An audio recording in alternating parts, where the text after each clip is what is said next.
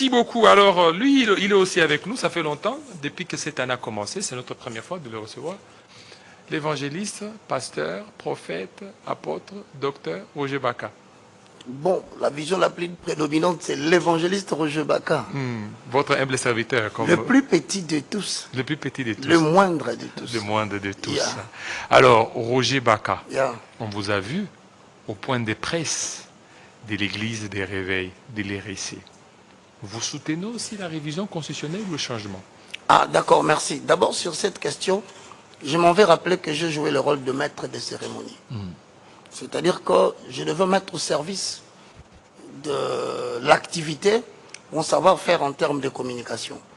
Donc, j'étais le maître des cérémonies. Mais quand tu as posé la question sur nous sommes pour ou contre la révision ou le changement de la Constitution, Roger Baka répond que je n'ai pas participé dans une conférence où l'on parle du changement de la Constitution. Je vais bien mettre l'éclaircissement là-dessus. J'étais le maître des cérémonies d'une activité qui lançait le débat sur la révision ou le changement de la Constitution. Donc c'était plus un débat, mais ce n'était pas un entretien autour du changement de la Constitution. Voilà un peu l'éclaircissement. Alors maintenant, vous, c'est quoi votre position par rapport à ces débats nationaux? Nous, aujourd'hui, quand je te parle, je commence par te présenter. Nous sommes une vision prophétique et charismatique au Congo. La vision... VPCC. Exactement, VPCC. C'est une vision prophétique et charismatique au Congo qui, d'ailleurs, je salue en passant le président, le prophète Charles Motondo qui doit être en train de me suivre, à qui Dieu a placé ses soucis dans le cœur, dans le souci de pouvoir nous aider, nous Congolais, de trouver un moyen de nous unir. Un moyen de trouver un cadre qui permettrait qu'il y ait une dynamique, en même temps patriotique, inclusive, permettant à tous les Congolais de parler des dossiers sensibles de l'heure.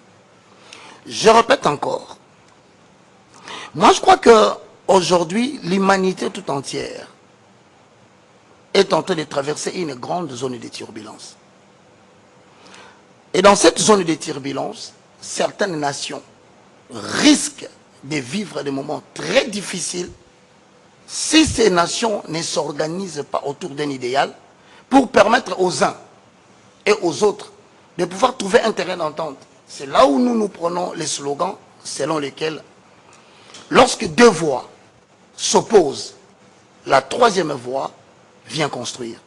Donc, VPCC, de l'initiative de notre très cher prophète qui doit être en train de me suivre peut-être à Londres, je pense au prophète Charles Motondo, je demande à ce que tout le monde sache que depuis un moment donné, il se tient des entretiens, il se tient des réunions qui ont permis à ce que tous les domaines, je reprends bien, tous les domaines et tous les secteurs de la vie, je ne parle pas seulement d'une confession religieuse.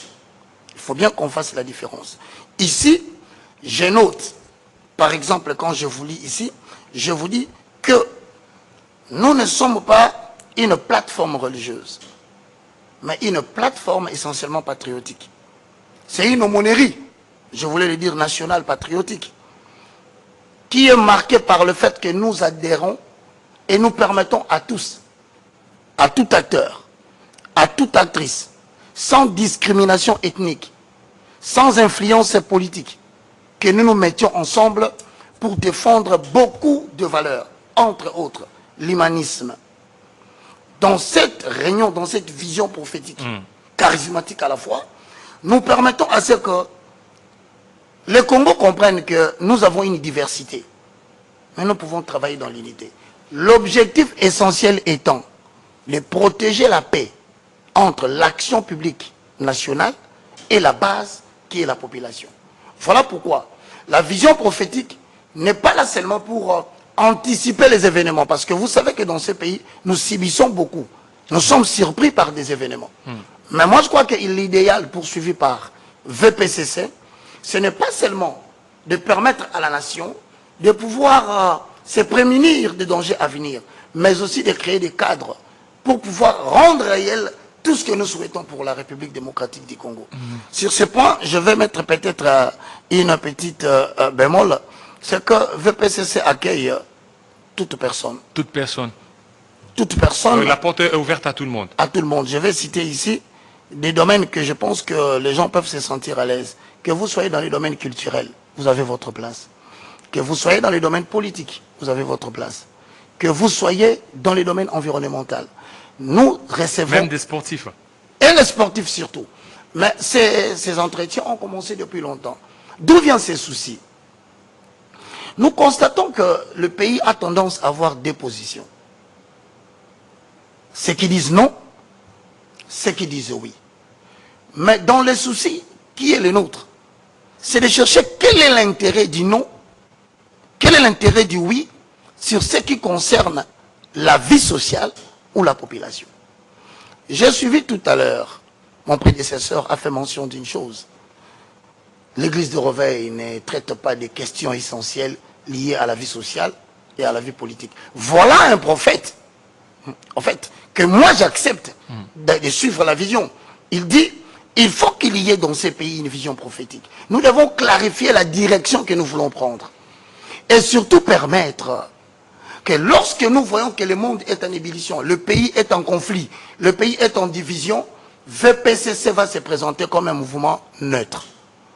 VPCC se présentera comme un médiateur qui permettra de pouvoir ramener la politique publique nationale face à une population et se mettre ensemble pour trouver une idée commune et préserver toujours et toujours le sens du patriotisme et la paix. Voilà un peu, en général, ce que je peux te dire avant que tu me soumettes à certaines questions. Voilà, maintenant, VPCC, par rapport à l'église des réveils, où se situe? C'est une très belle question, je m'attendais nécessairement à cela. Vous savez, la vision prophétique et charismatique, je venais de le dire tout à l'heure, dont le concepteur, géniteur même, je parle du prophète Charles Motondo, que tout le monde devait connaître déjà, n'est pas une plateforme religieuse. Quand vous parlez de la plateforme des églises de Reveil, je salue en passant l'évêque Ejiba Yamapa, qui en est le président, archevêque. C'est une plateforme ecclésiastique ou religieuse qui est l'interface de toutes les églises de Reveil face à l'État. Mais la vision prophétique et charismatique est une aumônerie nationale. C'est-à-dire que nous sommes au-delà de la vision de plateforme religieuse.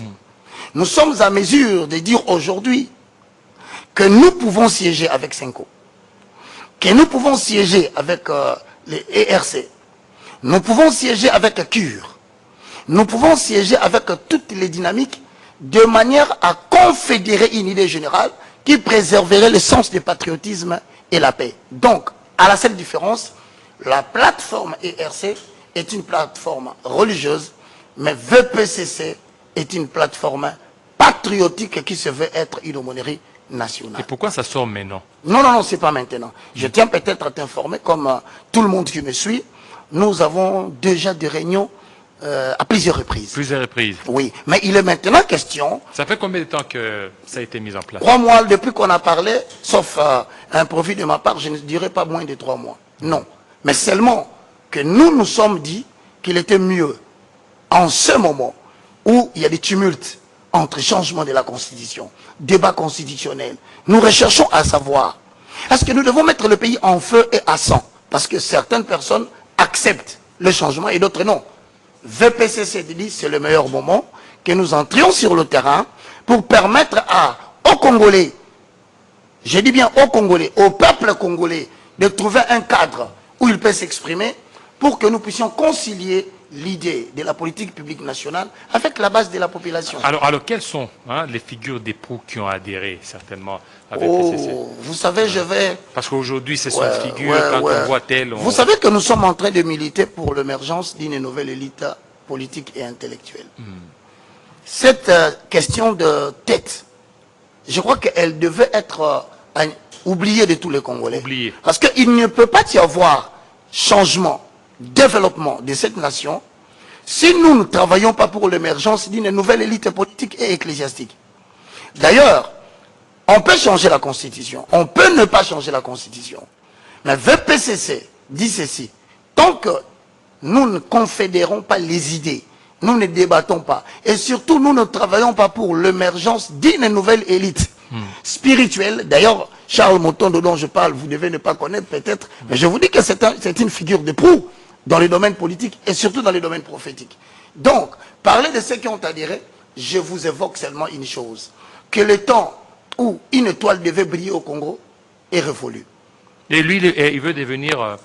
il veut aussi exercer certaines fonctions politiques, Charles Motondo. Bien sûr, il l'exerce déjà, c'est une figure bien connue dans le sillage politique. Alors, on vous a vu, par rapport à la sortie médiatique de certains hommes de Dieu, vous attaquer à ceux qui ont parlé des pasteurs lépreux. Pourquoi il y a eu cette agitation? Non, je ne pense pas que nous avons attaqué. Et d'ailleurs, la chose... nous encourage d'autant plus parce que celui qui en est l'auteur a présenté des excuses et a demandé pardon. Donc notre rôle était de recadrer. C'était de dire, ces pères de famille, ces responsables ecclésiastiques qui drainent des foules, qui ont des gens qui aujourd'hui exercent des fonctions politiques au Parlement, au Sénat, et qui d'une manière ou d'une autre ont contribué pour que nous aujourd'hui nous nous retrouvions dans la scène de la prédication, ne méritaient pas d'être réduits au bas plat. Non. Traitez ces gens-là de lépreux, revenez à dire, nous avons scié la planche sur laquelle nous étions assis. Et la vision prophétique et charismatique du Congo veut justement honorer tous ces gens qui travaillent pour que demain, nous soyons un Congo de paix. Alors, nous ne nous sommes pas acharnés à quelqu'un, mais tout simplement, j'aimerais dire, j'ai béni l'Éternel pour la compréhension de celui qui a déclaré ses propos, de s'être présenté lui-même pour demander pardon. Mais oui, un monsieur pour qui vous avez beaucoup d'estime, Sonny Kafuta aussi, il a été aussi trop dur. Pourquoi vous n'êtes pas attaqué à lui? Non, non, non, la question a été posée. La vision prophétique, comme je vous l'ai dit tout à l'heure, parce que là je parle en tant que membre de la vision prophétique oui, et charismatique. Donc je ne peux pas donner une réponse en propre. J'entre dans le cadre de la pensée de la VPCC. C'est que la vision prophétique respecte l'opinion de tous. Chacun a le droit, parce que ce sont des valeurs fondamentales de la démocratie. Le pasteur Sonny Kafuta recommande que je salue à la maison.